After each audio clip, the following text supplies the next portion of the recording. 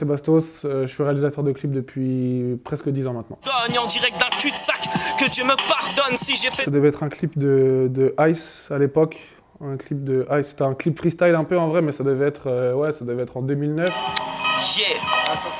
Depuis que ma plume a effleuré ma feuille, marre de voir les MC me jeter des fleurs, un œil au deuil noir. C'était ma 2e ou 3e vidéo qu'on faisait avec lui, et en gros on avait scénarisé un petit clip, tout ça, c'était sympa, c'était un bon truc. Putain mais ça date en vrai, franchement pour me rappeler des souvenirs de comment ça s'est passé, c'était il y a longtemps quand même. Le XV Barbare c'est la famille, c'est avec eux que j'ai commencé à faire mes premiers clips solo. C'est toi la victime, les gars t'attendaient, au fond tu le savais. Au fond, tu le savais, Ivré, n'avait reposant, reposant. En 2014, c'est avec eux que j'ai commencé tout ça à faire mes premiers clips et franchement, c'était une époque en vrai où c'était une des meilleures époques que j'ai vécues. En vrai, on était tous ensemble, on était soudés, on bougeait ensemble, on faisait des concerts ensemble, on faisait des clips ensemble. Les clips, on a tourné des clips sur 6 jours, mais bon, c'était pas grave parce que c'était la famille en vrai. Donc non, XV Barbare, c'est la famille en vrai. En ce moment, franchement, je me suis fait tarter par Adrien Lagier et Ousmane Lee. Franchement, eux, grosse force à eux parce qu'ils sont très très forts dans ce qu'ils font. Après, même les mecs comme Nicolas Noël, franchement, j'aime bien les clips qu'il fait. Chris Macari, je pourrais le mettre dans les mecs en vrai qui m'ont donné envie de faire du clip au début. Parce que ouais, je regardais les clips. Enfin, lui, il avait ce côté un peu gang que je kiffais. Tu sais, franchement, vraiment, je kiffais trop les clips. Moi, je me rappelle de Booba Game Over, ces clips, il m'avait traumatisé. Je disais, putain, mais il est trop lourd, ce gars. J'arrêterai quand il le faut, je ne ferai pas l'album de trop. Tout le monde peut s'en sortir, aucune cité n'a de barreau. Moi, déjà, franchement, le 50 en vrai, Get Rich or Die Trying, classique. Franchement, ça, c'est un des premiers albums en vrai qu'un que j'ai écouté en entier. Du premier son jusqu'au dernier, franchement, tu te manges tarte sur tarte. En classique, franchement, même l'album du 113, Prince de la Ville, en vrai, franchement, je le mets dans mes classiques parce que c'est l'album de ma jeunesse, en vrai, il était trop lourd. Temps mort de Booba, en vrai. Dans mes classiques, ça reste mon top 3 classiques, en vrai. Les 3 CD que j'ai achetés à Auchan quand j'étais petit, qui étaient lourds. Franchement, je suis obligé de commencer par dire que le XV, pour moi déjà, c'est eux qui ont amené en vrai on va dire un nouveau délire un peu gestuel dans le game, tout ça. Donc, quand j'ai commencé à faire les ketchup, les trucs, même PSO en vrai, même les Leto, tout ça en vrai. Mais quand j'ai commencé à faire XV, ouais, c'était un truc de ouf parce qu'ils avaient la gestu, ils avaient, tu sais, c'était rare de voir ça encore, tu vois. Donc en vrai, XV pour moi, XV. La coche, on la consomme. La haze, on la bostonne. Après Niska aussi, en vrai, Niska et la gestu, tu vois, ça va avec en vrai. Quand tu dis Niska, et aussi il y a la gestuelle qui va avec. Donc en vrai, je dirais ouais, les deux en vrai. XV, Niska, pour moi, c'est les deux que j'ai filmés qui avaient le plus de gestu. Ou en vrai, tu cliques sur le bouton rec et en vrai, t'as juste à filmer, ça envoie tout seul derrière. Indépendant comme un cabine. Je passe mes coups de fil de la cabine. À l'époque, moi, je travaillais beaucoup avec XV. Et ce clip, je l'ai co-réalisé avec William Thomas. Et lui, il était beaucoup avec Niska, en fait. Donc du coup, il y a eu la collaboration entre XV et Niska. Et après, pour le clip, justement, on s'est dit avec William, on n'a qu'à collaborer pour le faire. Et on a collaboré ensemble. On a fait Cardiac Chirac, on avait tourné des prises à Ivry, on avait tourné des prises dans le 17. Non, c'était une bonne expérience, en vrai. Et puis le son derrière, c'est devenu un classique, on va dire. Classique de la rue, genre. Avec ce couplet démentiel de Niska qui arrive, charron comme jamais. Jeune Renoir sauvage. Elles ont du sperme dans le sauvage. Le canon frottait mon pénis. Le vendredi, je suis en camis.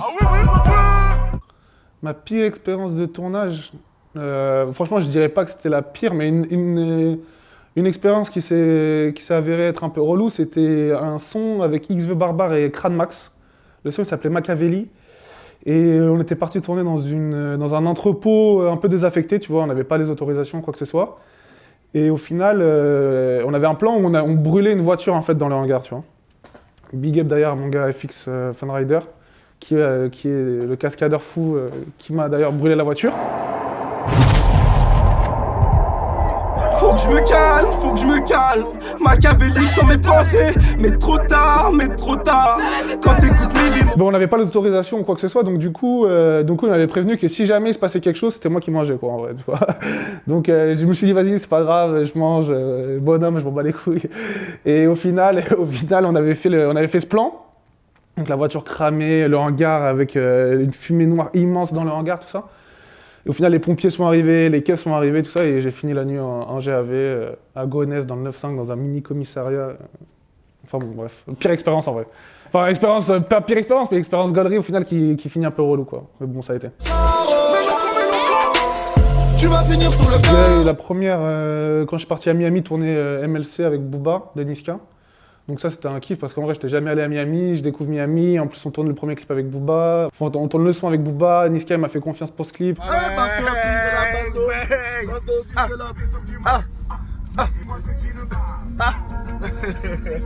On a passé une semaine là-bas où c'était vraiment trop lourd. En vrai, on s'est fait kiffer, on a vu plein de trucs. Non, franchement, ça c'était une belle expérience. C'est mon fuck, je vais faire tomber mon gars. Meilleur cam, meilleur tarot. Bif, je tire dans la cabessa.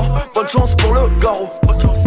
Et la deuxième, je dirais, sinon c'est le clip Black M Soprano où du coup j'ai voyagé avec mon gars Carlito dans le... Pour le clip, on est parti au Mali, au Maroc, au Vietnam et en Inde, en un mois. Donc du coup, je te laisse imaginer l'expérience. En vrai, on a vu plein de trucs, on a rencontré plein de gens, c'était énorme, quoi.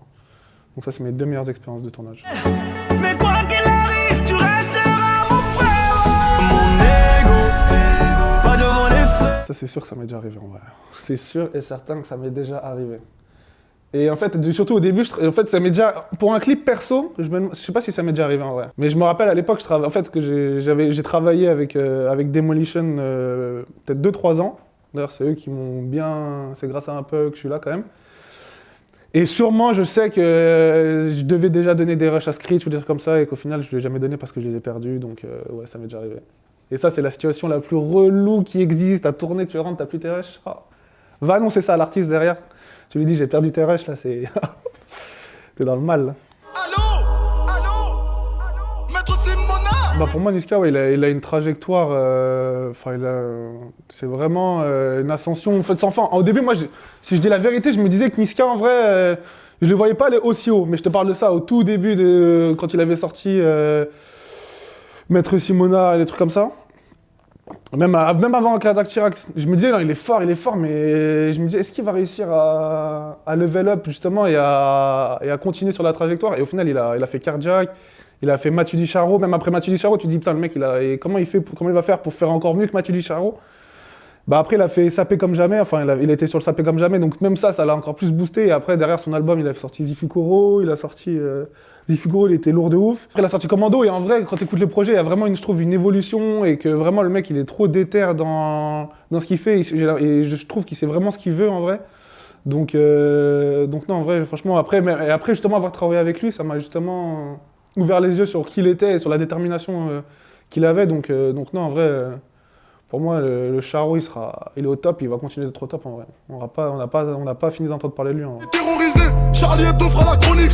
Le dentiste a capté Je pense que c'est le Niska Bouba en vrai. Parce que c'est l'accomplissement d'un truc. Enfin, c'est pas l'accomplissement, mais quand tu clips l'artiste que tu kiffais quand t'étais petit de ouf et que au final, t'arrives à l'avoir derrière ta caméra, tout ça, en vrai, t'es un peu fier de toi en vrai. Tu dis, moi, quand j'ai commencé, dans ma tête, je me suis mis un défi secret. Je me suis dit, en vrai, ouais, un jour, tu clipperas Booba, tu vois. Je me suis dit ça. Et donc, quand j'y suis arrivé, j'étais grave content parce que c'était un mini-objectif que je m'étais fixé. Mais quand tu l'atteins, t'es heureux. Donc ça, sur le plan personnel, je dirais que c'est celui-là. Et sur un plan plus général, je dirais qu'en vrai, ça reste le Black M Soprano, en vrai, parce que c'est le clip qui est passé à la télé. Ma mère, elle m'envoyait des textos le matin. Ah, trop fier, ah, mon fils, ton clip, il passe à la télé. Tanana. Ma grand-mère, elle m'en parlait, mon truc. Donc non, à ce niveau-là, je dirais que c'est le frérot de Black M et Soprano. Franchement, honnêtement, je dirais qu'aujourd'hui, je dirais qu'il y a moins l'esprit hip-hop en fait par rapport à avant. Aujourd'hui, les gens, on n'utilise plus trop le terme hip-hop en vrai.